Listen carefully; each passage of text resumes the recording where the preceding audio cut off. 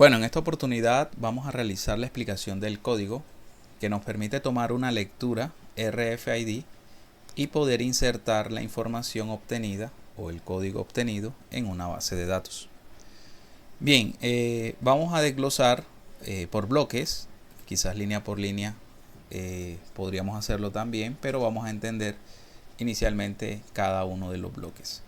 Como ya es sabido, en Arduino necesitamos utilizar librerías que no son más que códigos ya previamente desarrollados por programadores que nos facilitan el uso de ciertos hardware adicionales que nosotros utilizamos, o si queremos realizar algún tipo de código en el cual facilitemos un poco más el llamado de las funciones que previamente ya han sido definidas. Para este caso tenemos estas librerías. Aparece la librería SPI, que es utilizada como una interfaz para realizar conexiones con hardware externo. También tenemos esta librería, que es la librería MFRC 522, que es la librería que utiliza nuestro lector RFID. Aparece aquí una librería de Arduino, pues a veces digamos que si vamos a utilizar en este caso una ESP32, en ocasiones se requiere que esta librería esté habilitada. Luego también, como vamos a realizar la conexión de forma inalámbrica, vamos a necesitar la librería Wi-Fi.h, que nos provee cuando utilizamos algún módulo Wi-Fi, o en este caso que la ESP32 trae incorporado este módulo. Y esta librería, que es el Wi-Fi Multi, realmente que es la que se utiliza cuando tenemos la posibilidad de conectarnos a diferentes redes. No necesariamente nos tenemos que loguear con una sola, podemos crear un array o un arreglo donde podamos consultar diferentes ID de redes inalámbricas con sus respectivas contraseñas, y la tarjeta, a través de esta librería y del array que se cree, va a realizar este proceso. Sin embargo, para efectos de este tutorial lo vamos a hacer solamente con un SSID y con una contraseña previamente ya definidos. Luego aparece aquí la otra librería, que es el HTTP client, que es la que nos va a permitir realizar la consulta HTTP o la request que le llaman, para realizar en este caso la inserción de la información.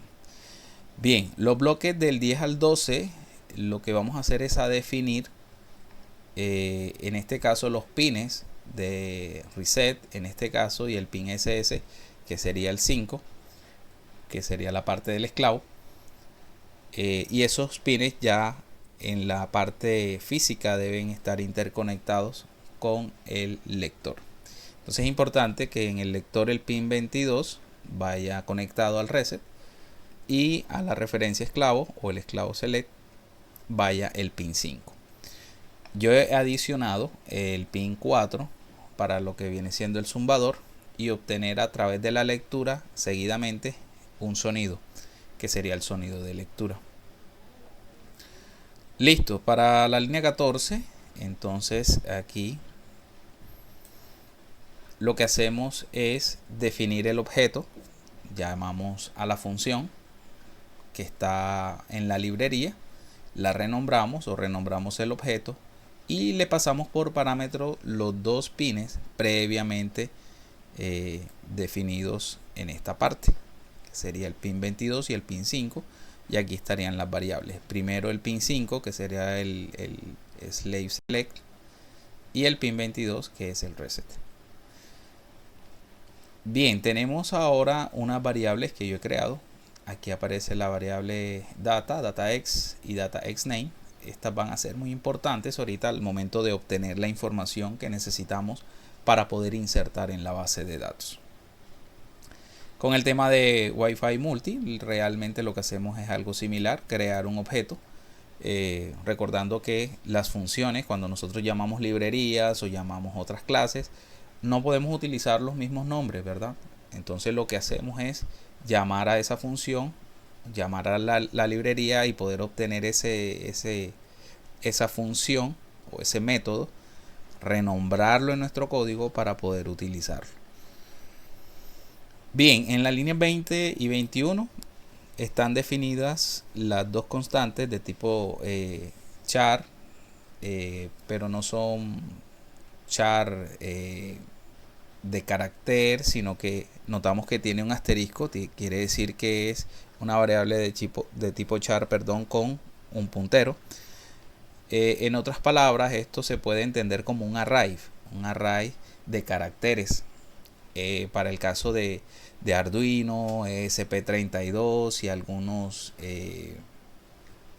sensores o hardware adicional que se utiliza, es necesario obtener y enviar información de estos dispositivos o con estos dispositivos con este tipo de variable. Entonces esto es como si fuera un arreglo de caracteres que facilita realmente la comunicación entre estos dispositivos.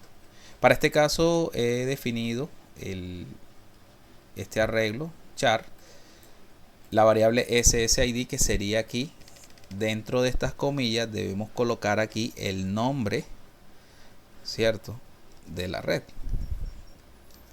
en este caso de la red inalámbrica. Aquí debemos colocar la contraseña, el password al cual nosotros vamos a conectarnos. Es importante saber de que nuestro computador, que va a ser las veces de servidor, se encuentre dentro de la misma red en que se encuentra la ESP32. Ya en dado caso de utilizar un servidor remoto, se necesitarían los parámetros más que todo para realizar la conexión, pero aquí, como lo estamos manejando de forma local, solamente vamos a utilizar por lo menos esta parte de aquí, porque nuestro servidor va a estar conectado a la misma red, entonces no vamos a tener ningún problema con eso.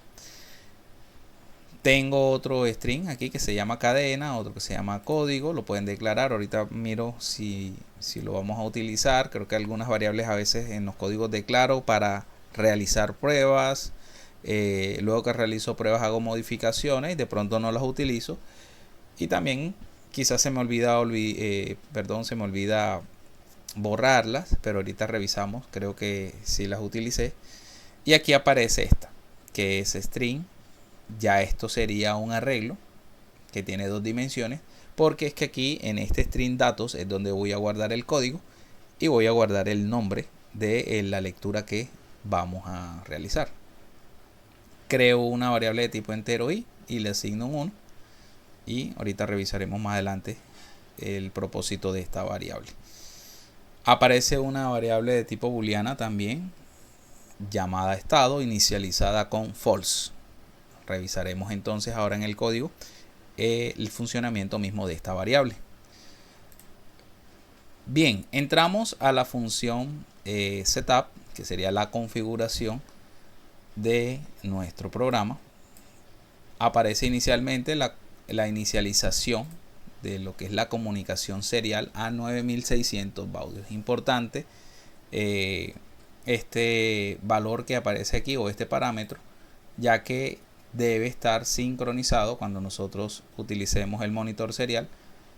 Ya sabemos que debemos tener configurada esta misma velocidad de transmisión. Bien, para el caso del pin 4, que es el del zumbador, aquí lo tengo definido como el pin 4, lo utilizo como salida para que realice el sonido una vez se realice la lectura del lector RFID.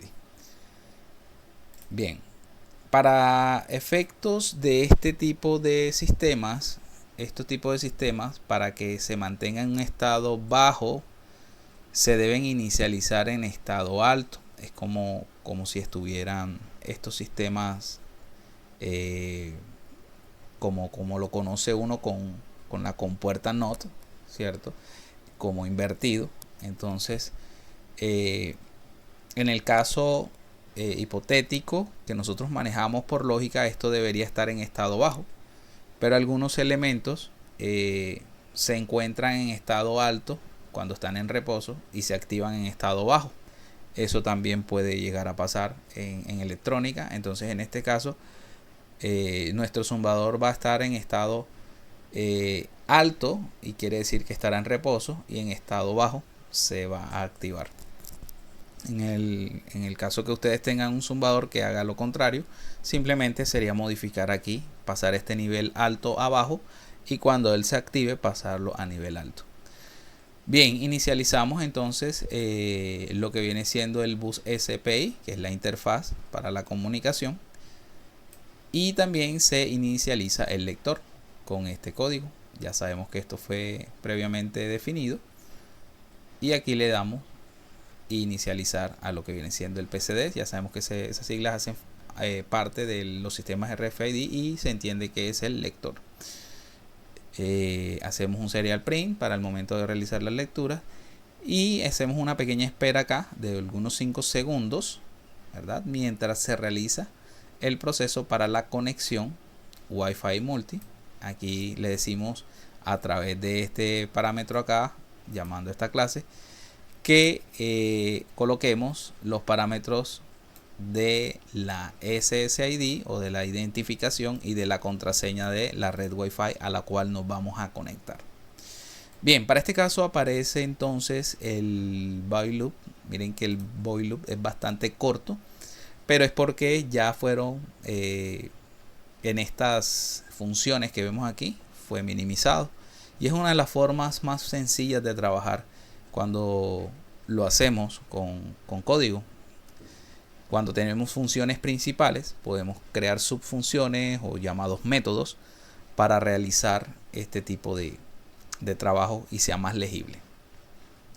Tengo, por ejemplo, acá dos funciones que le siguen a esta función loop que es principal, que es la lectura de tags, llamada read tags, y aparece otra que es el HTTP request.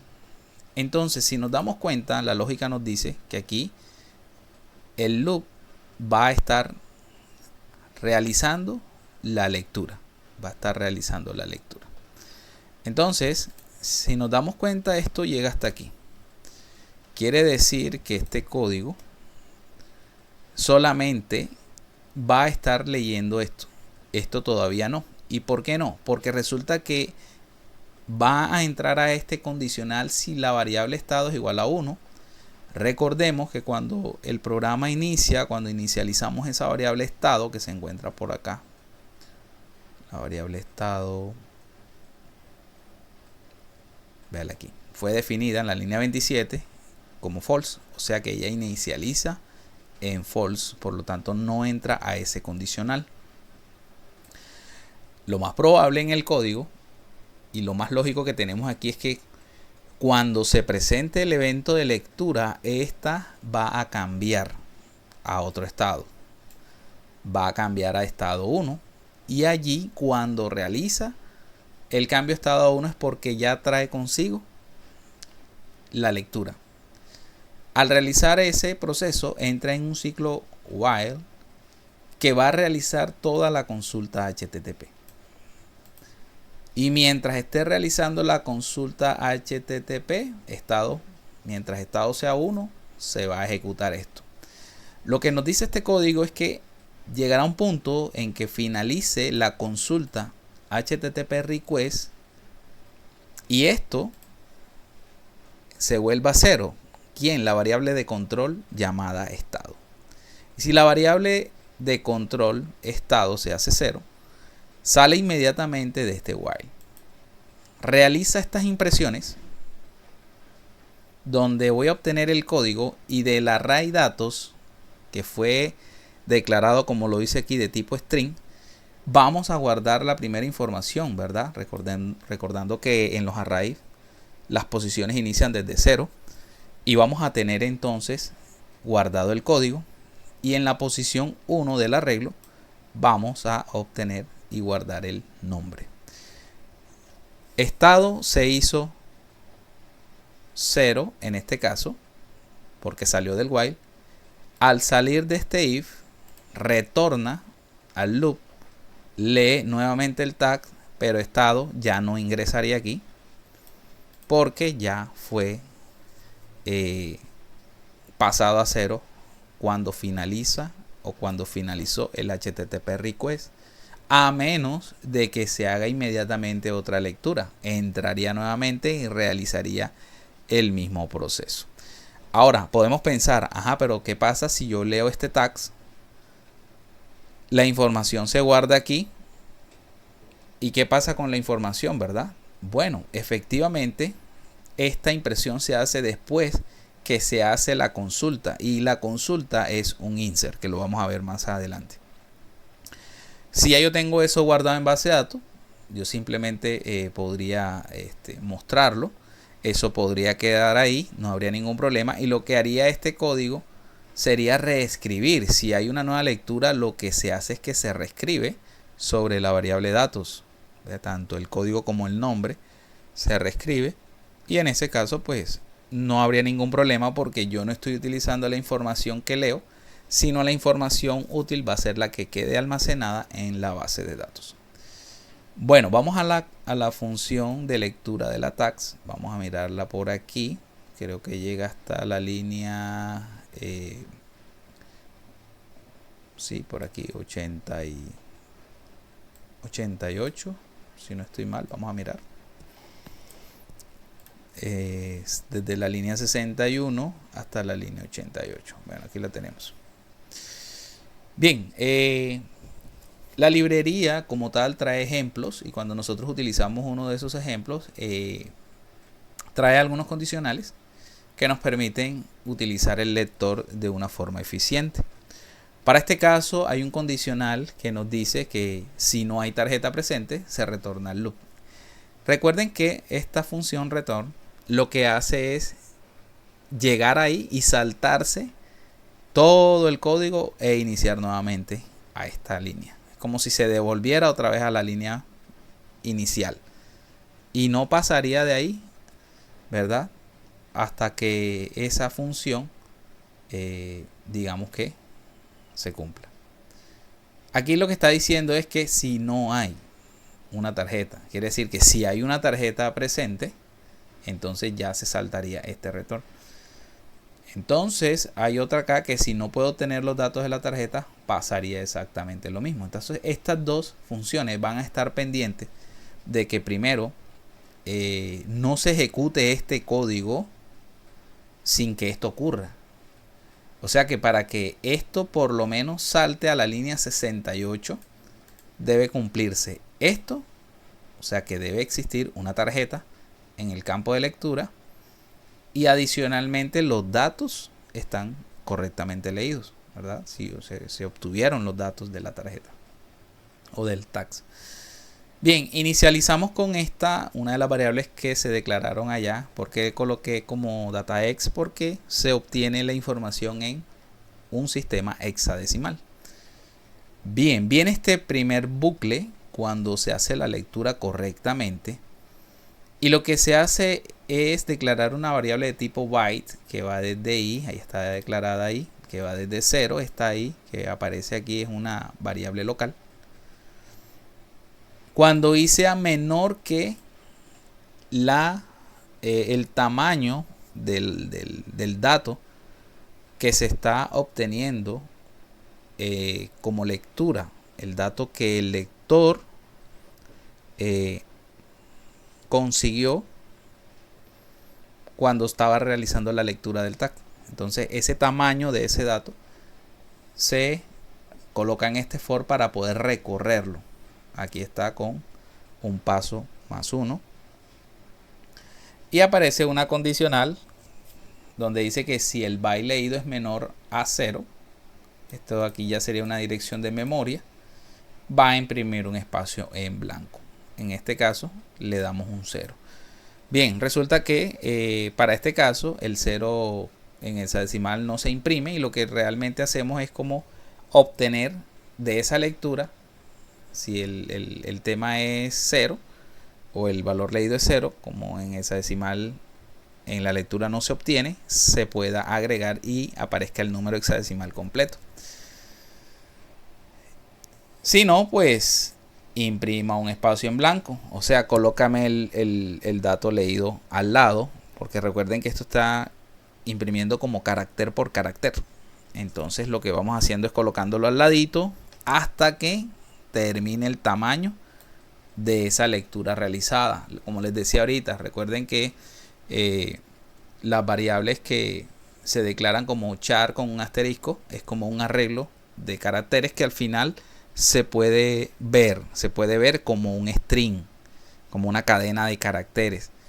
Hay que tener mucho cuidado al momento de trabajar con lo que viene siendo string, con lo que viene siendo el arreglo de char, porque en muchas ocasiones pasar de un char a string o de un string a un char no es algo como digamos tan sencillo o que se pueda hacer directamente. Hay que realizar algunos procesos o llamar algunas funciones para poder realizar ese tipo de cambios.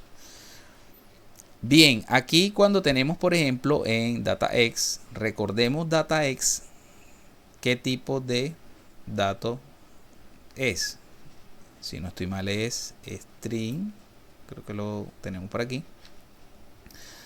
Entonces para este caso, como estamos obteniendo ese carácter por carácter, si se dan cuenta, se está obteniendo los datos en formato decimal. Y este más que está aquí realmente se utiliza cuando ustedes ven un más menos, y vean acá que esto se utiliza mucho para las variables de tipo string. Lo que están haciendo es, estamos almacenando el dato por dato obtenido, se lo estamos agregando a esta variable. Y de esa forma obtenemos ya una cadena de caracteres, que esa es la que necesitamos al final para poder insertar en la base de datos. Luego aparece esta función donde nos dicen que se detiene la comunicación con la tarjeta, ¿verdad? Y si se dan cuenta, aquí está la otra variable, que es la variable dataXName.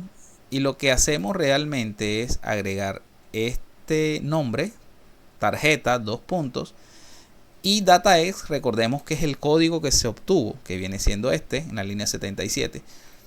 Y ahí lo que podemos decir es a la variable de tipo array string, o este string datos, que viene siendo un array, en la posición 0 que guardemos el código. El código sería el datax.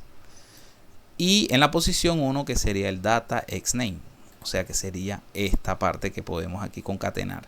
La palabra tarjeta con el código que previamente obtuvimos.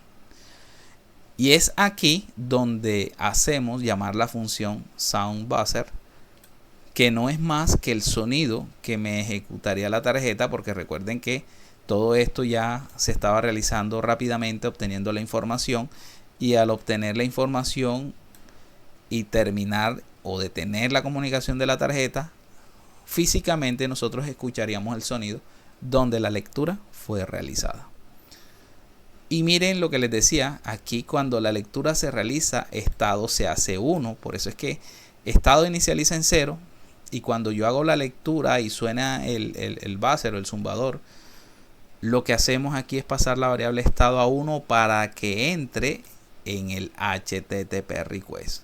O sea que esa variable 1 al final de la función read tags lo que hace es cambiarse de 0 a 1 para que pueda entrar en este condicional y luego en este bucle. Bien, estando aquí en la línea 87, tenemos entonces, ya sabemos que esta función que está aquí es esta que se declaró aquí abajito. Y lo que les decía, para este caso, recuerden que este buzzer o zumbador se activa en estado bajo. Entonces el pin que definimos, que es el BZR, pasaría abajo. Cuando pasa abajo se está activando con una duración de 200 milisegundos. Y luego aparecería aquí nuevamente un estado alto que sería desactivado. ¿Listo? Entonces aquí nos damos cuenta que esto funciona de esta manera. Recuerden que ahorita les decía que si tienen el caso contrario, pues simplemente sería colocarle aquí estado alto y aquí estado bajo, e inicializarlo en el setup como estado alto, cambiarle el bajo por alto. Bien, bueno, sí, revisando acá rápidamente para mirar, cambiando este estado alto por bajo en dado caso. Y por último, entramos a la función HTTP request. Listo. Una vez inicializada esta función, que es la que cuando estado se vuelve 1, esta es la función que entra en funcionamiento. Y aquí aparece entonces un condicional, ¿verdad? Que si se logra la conexión inalámbrica, entonces vamos a realizar el proceso que se encuentra dentro. Vamos a imprimir un espacio en blanco para cuando estemos realizando los monitoreos por la parte de monitor serial, podamos visualizar el proceso por el cual se va llevando esta consulta. Entonces aquí utilizamos o renombramos la clase HTTP client por HTTP. O sea que esta es la que entraríamos a nosotros a utilizar. Y aquí aparece entonces un serial print ejecutando la petición o la consulta HTTP. Entonces, como estado es 1, ¿verdad? Aquí lo que hacemos, bueno, lo que se hizo, creo que este condicional, si no estoy mal, creo que ya no sería necesario. Sin embargo, vamos a colocarlo, porque ya igual estado 1 simplemente es para toda la función. Pero bueno, vamos a mirar aquí que se crea una variable URL de tipo string, y es importante tener en cuenta aquí este dato que se encuentra por acá. Todo esto que está en comillas sería la dirección IP del servidor con la ruta. Importante la ruta, ¿verdad? Por lo menos en el caso de SAM, yo creé, bueno, yo consulté esta dirección primeramente por CMD, obtuve que la dirección de la computadora era 192.168.0.10, y luego en el SAM tenía aquí la carpeta IV y el archivo insert dispositivos.php. Este fue el archivo que se trabajó en clase, ya ustedes deben de tener la ruta. Y aquí es donde concateno el dato en la posición 0. Recuerden que este sería el datax, sería este que tenemos por aquí. Recuerden que datax es lo que se obtuvo en la lectura, el código que se obtuvo en formato hexadecimal. Ya lo guardamos en esta variable en la línea 83. Y seguidamente va a seguir este, que sería cuando agregamos la palabra tarjeta con el código. Estaría aquí. Entonces, dato 0 más concatenamos. Aquí tenemos el ampersand para poder concatenar las variables que en el código PHP ya definimos, como la variable código y la variable nombre. Y miren que concatenamos aquí con datos entre corchetes 1, que es la posición seguida a la 0, donde vamos a almacenar, donde vamos a insertar en la base de datos. O sea que ya la base de datos está esperando a través de esta consulta de inserción estos dos parámetros. Aquí se realiza entonces la inicialización. Ya todo esto que está aquí se almacena en la variable URL, y ese es el parámetro que le pasamos a la inicialización de la consulta HTTP. Luego colocamos aquí un mensaje donde decimos entra en insert. Quiere decir que se está realizando el proceso de inserción, porque esta es la consulta que nosotros a través de PHP realizamos a la base de datos. Y es muy importante esto, me ayudó a resolver problemas de tipo HTTP request, donde en algún momento les comentaba que cuando el código es 200, quiere decir que la consulta que realizó el cliente y la petición fue satisfactoria.